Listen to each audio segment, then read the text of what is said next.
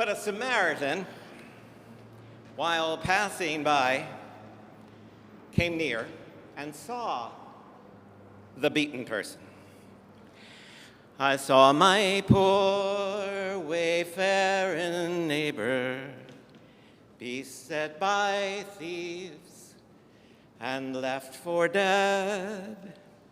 I took and put him on my donkey, found him a safe place for a bed. I said, innkeeper, watch this fellow, make this one's welfare your concern. I'm just a-going for a few days. I'll pay you back when I return. You know it puzzles me to hear it. You know it puzzles me to know how still 2,000 long years later my simple deed is told and told. For Jesus never meant this story, the grace he wanted to convey would ever be about my glory, but what should happen every day. That lawyer asked, who is my neighbor? The point he thought was cut and dried. If we can limit who God favors, we need not draw the circle wide. No matter who we think is other, no matter who's beyond the pale, each soul on earth is still your neighbor. That's the whole point of this old tale. A year or so ago, I told you about waking up early and looking out the window of the next door parsonage and seeing that someone had set one of the dumpsters ablaze on West End Avenue. I think I failed to share, however, that was the first of several dumpster fires last summer in the middle of a dumpster fire kind of year. The next one came one evening when Brent and I were finishing work here at church. We heard sirens go past, and we went to see what was up.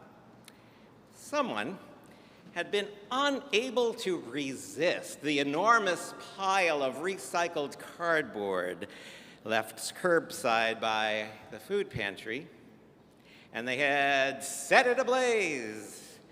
The police came, the fire department came, and the fire was soon put out, more or less, leaving a huge mess of burnt cardboard and soggy black ash. The firefighters were gone, and Brent and I began to try and clean things up. Soon we were joined by a young woman who lives over on 87th Street who saw the fire out her window, she said. I'm Catholic, she said, but I thought I'd help anyway. We said, great. And soon we were joined by two Jewish guys from across the street.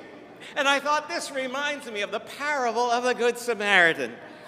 Because the point of the parable isn't about doing good deeds. It's about the question, who is my neighbor? Jesus tells this story to answer a specific question. It was a lawyerish question. Sorry, attorneys. A question that was asked to try to limit the definition of neighbor. But through this story, Jesus gives a potentially disturbing and unsettling answer. Who is my neighbor? Everybody. So who am I supposed to love the way I love myself? Everybody. Who am I supposed to love the way I love God? You tell me. Very good. Dorothy Day, the great Roman Catholic social activist, put it this way: I really only love God as much as I love the person I love the least. I really only love God as much as I love the person I love the least. I have thought about that a lot in the 3 long years since I joined here go some of our lovely neighbors now. I've thought about that question a lot in the 3 years since I joined our Upper West Side Community Board. I would like you to know we have some very interesting neighbors. Have I learned to love them all? I have not.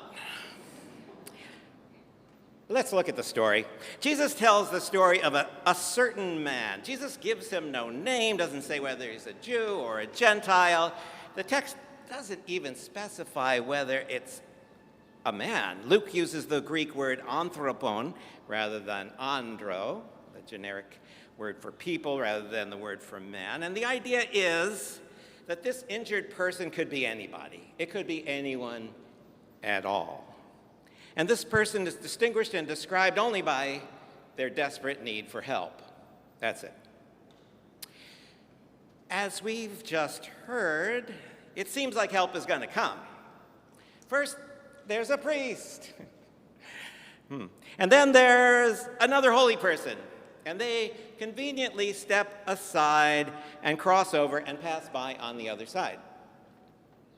I am prevented from feeling too judgy about them by the fact that I stepped out of the house early yesterday morning to walk the dog, and I found somebody curled up on the sidewalk beside the planter.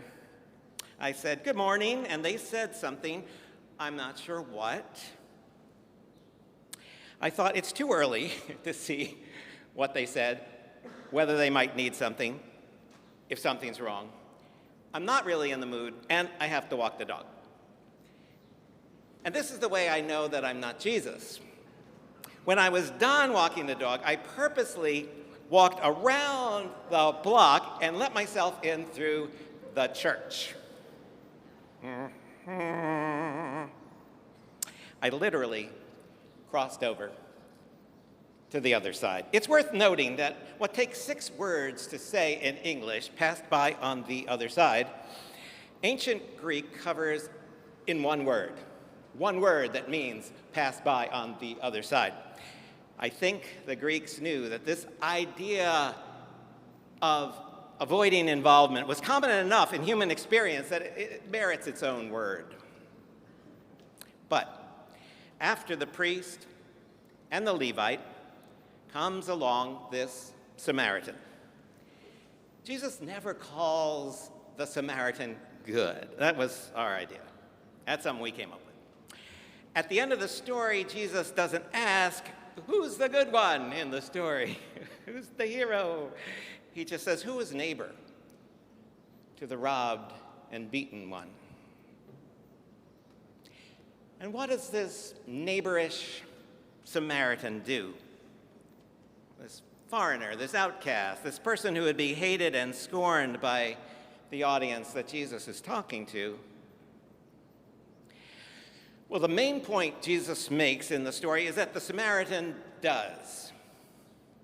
Jesus needs 7 verbs to describe everything the Samaritan does. The Samaritan sees the beaten person, is moved by the situation, approaches him, binds the wounds, pours wine to clean and oil to soften the wounds, places the person on the donkey, brings him to the inn. But mainly, the Samaritan is moved and makes a choice. Mainly, he makes a choice to do instead of do nothing. Makes a choice not to ignore the situation, though it would be easy to do that. And the main point of the story is that we can learn how to do love. And we can learn it in unexpected ways, and we can learn that from unexpected sources, like the Samaritan. We can learn how to do Jesus from people who are not Jesus followers. Amen? We can learn how to be Christian from people who are not Christian. At a time when people who are most loudly and vocally Christian seem to behave in such hate-filled and unchristian ways, that might be an important lesson to learn. That might be the most important lesson to learn. So if you're like that priest or Levite, or if you're like someone like me, just know that though it's inconvenient, there is another way to be. Whether your neighbor is annoying, your Trumpy uncle or some beast, I only love my God so holy as I love one I love the least. Amen.